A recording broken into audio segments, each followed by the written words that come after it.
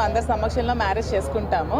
యాక్చువల్గా కోర్టులో అది లీగల్గా ఉన్నాయి కాబట్టి లీగల్ ప్రొసీడింగ్స్ అన్నీ అయిపోయాక అప్పుడు అఫీషియల్గా అందరికీ చెప్పే మ్యారేజ్ చేసుకుంటాం. అంతవరకు లివింగ్ టుగెదర్లోనే ఉంటాం. అది క్లియర్గా చెప్పాను. మ్యారేజ్ చేసి పర్సనల్ లైఫ్ గురించి ఇక్కడ ఇది కాదు కదా, తిరుమల తిరుపతి దేవస్థానానికి వచ్చి తిరుమల తిరుపతి దేవస్థానానికి వచ్చి ఇప్పుడు చాలా రోజుల నుంచి మేము సోమవారం వస్తూనే ఉన్నామండి. దానికి ఎందుకు క్వశ్చన్? తిరుమల తిరుపతి దేవస్థానానికి వచ్చి మాడా స్ట్రీట్లో వెంకటేశ్వర స్వామి గురించి మాట్లాడుకుంటున్నా పర్సనల్ ఇది నేను యాక్చువల్గా ఎప్పుడు బ్రహ్మోత్సవాలకి నేను అటెండ్ అవుతూ ఉంటానండి. ఎవ్రీ ఇయర్ బ్రహ్మోత్సవాలకి నేను వస్తూ ఉంటాను. లాస్ట్ ఇయర్ కూడా వచ్చాను, బిఫోర్ లాస్ట్ ఇయర్ కూడా వచ్చాను. నాకు టీం ఉన్నప్పుడు కూడా నేను వచ్చి ప్రోగ్రామ్స్ అవి ఇప్పించేదాన్ని. ఇయర్ అవ్వలేదు. నేను ఎవ్రీ ఇయర్ స్వామి బ్రహ్మోత్సవాలకి నేను వస్తాను, ఎందుకంటే నేను బేసికల్గా చిన్నప్పటి స్వామి భక్తురాలు కాబట్టి.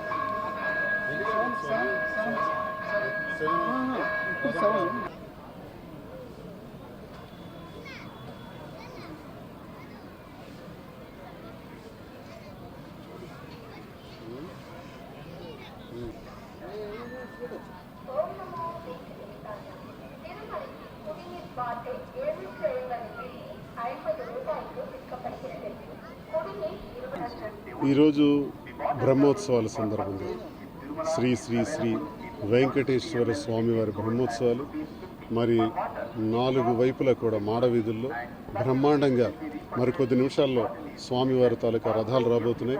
మరి చుట్టువైపులా ఎటు చూసినా సరే జనం లక్షలాది మంది ప్రజలు మరి ఆసీనులై కూర్చున్నారు.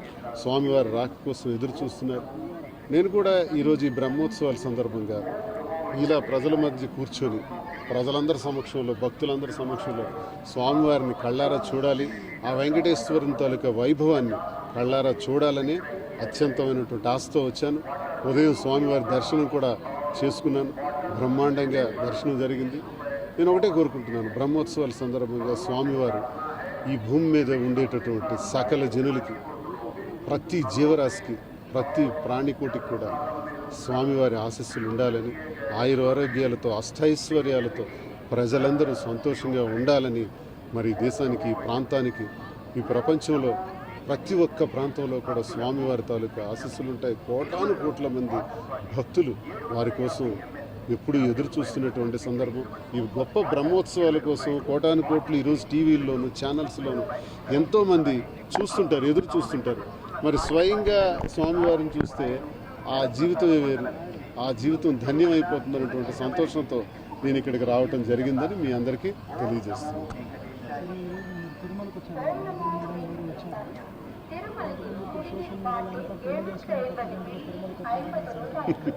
ఇదేం లేదు సార్, నేను మాదిరి తిరుపతికి రావటం చాలాసార్లు వచ్చాను. ఇది ఈరోజు కూడా రావటం జరిగింది. బ్రహ్మోత్సవాల సందర్భంగా రావటం జరిగింది. మేము రావటం అన్నది నిజమే కాదనట్లేదు. కానీ వివాహం ఇదంతా రాంగ్ సార్. ఇప్పుడు స్వామివారి దగ్గర కూర్చొని మాట్లాడుతున్నాం కదా. మేము వచ్చింది స్వామివారి దర్శనం కోసం. మా కుటుంబ వ్యవహారం ఒకటి ఉంది. మా కుటుంబంలో గత 2 ఏళ్లుగా గొడవలు జరుగుతున్నాయి.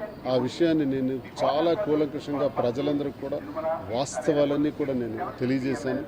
మరి జరిగినటువంటి ఈ కుటుంబ విభేదాల్లో నా ఆస్తులన్నీ కూడా నా కుటుంబ సభ్యులకి రాసేశాను. మా భార్యకి, పిల్లలకి. పాపకి పెద్ద పాప డాక్టర్ అయింది. ఆ పాప కూడా వివాహం ఘనంగా చేశాను. రెండో పాప కూడా MBBS పూర్తి చేసుకుంది. ఆ పాపకి PG చదివించాలి, పెళ్లి చేయాలి. బాధ్యతలన్నీ నా పైనే ఉన్నాయి. మరి నేను చేయాల్సినటువంటి ప్రజాసేవలో భాగంగా ప్రజలు, మరి ప్రజాప్రతినిధిగా చేయవలసినటువంటి బాధ్యతలు కూడా నాకున్నాయి. మరి వివాహం అని మీరు అంటున్నారు. మా మధ్య ఉన్నటువంటి గొడవలు ఆల్రెడీ కోర్టులోకి వెళ్ళాయి. కోర్టులో ఇంకా తీర్పు రావాలి. కోర్టులో తీర్పు రాకుండా ఇటువంటి ప్రస్తావన అన్నది జరగదు. అదంతా కరెక్ట్ కాదండి. మేము కేవలం స్వామివారి దర్శనం కోసం ఈరోజు రావటం జరిగింది. జనాల్లో వచ్చే ప్రజాప్రతినిధి కాబట్టి జనాల్లో వచ్చే ఈ నానుని దానికి ఏం జవాబు చెప్తారు? లేదండి, అదే నేను చెప్తున్నాను. ఇప్పుడు ఏదైతే ప్రచారం జరుగుతుందో మేమిద్దరం వివాహం చేసుకున్నామని, వివాహం చేసుకుని దానికి ఈరోజు వచ్చామని, అందుకే దర్శనం చేసుకున్నామని, అది అబద్ధం అండి. ఈరోజు కేవలం దర్శనానికి మాత్రమే మేము వచ్చాము. గతంలో కూడా చాలాసార్లు రావటం జరిగింది. నేను ఇదివరకు మీడియాలో కూడా చెప్పాను, ఇప్పుడు అలాగే వచ్చాను తప్ప కోర్టులో కేసులు ఉంటుండగా నాకు వాణికి మధ్య సంబంధించినటువంటి కోర్టు తీర్పు ఏ రకంగా ఉంటుందో తెలియదు. ఇంకా ఆమె కూడా వివాహిత, ఆమెకు కూడా కోర్టులో వాళ్ళు కూడా డిసైడ్ చేసుకోవాలి. ఇవన్నీ నిర్ణయాలు జరిగిన తర్వాత తీర్పు అంటూ డివర్స్ జరిగితే రెండు వైపులు అది జరుగుతుంది. కేవలం నాకు గత 2 ఏళ్లుగా మా ఇంట్లో జరిగినటువంటి గొడవల కారణంగా నా దువాడవాణి ఇంటికి తాళం వేసేసి ఇంటికి రానివ్వకుండా కూడా ఇబ్బందులు పెట్టినటువంటి ఈ పరిస్థితుల్లో ఆ రోజు నుంచి ఈ రోజు వరకు కూడా మాదిరియే నా సదుపాయాలన్నీ, భోజన సదుపాయాలు కానీ అన్ని కార్యక్రమాలు తనే చూస్తుంది. ఆ రకంగానే రావటం జరిగింది తప్ప గతంలో వచ్చే విధంగానే జరుగుతుంది తప్ప ఇదేదో కొత్తగా ఈ రోజుకి ఈరోజు ఇది జరిగింది, వివాహం జరిగింది అన్నదని నేను తీవ్రంగా ఖండిస్తున్నాను. అదంతా అబద్ధం. స్వామివారి సన్నిధిలోనే మేము ఈరోజు వివాహం చేసుకోవడానికి వచ్చామని చెబుతున్నారు, అది రాంగ్. సన్నిధిలో నేను అబద్ధం ఆడతాను. స్వామివారి సన్నిధిలో నెక్స్ట్ మీ కేసులన్నీ క్లియర్ అయినాక ఇక్కడ మీ వివాహం జరగచ్చు. కేసులన్నీ క్లియర్ అయిన తర్వాత తీర్పు ఆమె ఇప్పుడు డివర్స్కి వెళ్ళాం. వాణి నేను తను కూడా నా మీద డొమెస్టిక్ వైలెన్స్ పిటిషన్స్ వేశారు, నేను డివర్స్ పిటిషన్ వేశాను. ఆ తీర్పు ఎన్నాళ్ళు అవుతుందో చూడాలి. కోర్టులో తీర్పు వచ్చిన తర్వాత అలాగే ఆమె కూడా వివాహిత కాబట్టి వాళ్ళ భర్తకి వాళ్ళకి మధ్య డిస్ప్యూట్స్ ఉన్నాయి. ఆ డిస్ప్యూట్స్లో ఆమెది కూడా క్లియర్ అవ్వాలి. ఇవన్నీ క్లియర్ అయిన తర్వాత స్వామివారి నిర్ణయం ఎలా ఉంటుందో అన్నీ నేను స్వామి వాళ్ళకి భక్తుడిని. నేను మా ఇంటి ఇలవేల్పు వెంకన్న స్వామి. సో వెంకన్న స్వామి ఆ నిర్ణయాలన్నీ చేస్తాడు. ఆయన ఎలా ముందుకు తీసుకెళ్తే అలాగే జరుగుతుంది. స్వామివారి సన్నిధిలోనే ఒకటి అవుతారా మీ కేసులన్నీ క్లియర్ అయిన తర్వాత? అదంతా స్వామివారికి ఆ బాధ్యత. ఓకే.